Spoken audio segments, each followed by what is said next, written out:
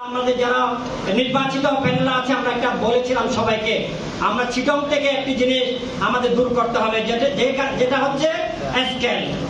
আমাদের সালাম সাহেবের নেতৃত্বে আমাদের এখানে অনেক ইয়াং জেনারেশন আছে কমিটিতে, আমরা অনেক চেষ্টা করেছি, অনেকজনের দুয়ারে গিয়েছি। সালাম সাহেবের নেতৃত্বে আমাদেরকে অনেক কমিটিও গঠন করা হয়েছে, কিন্তু আমরা আশাস্বরূপ কোনো সভা পাইনি।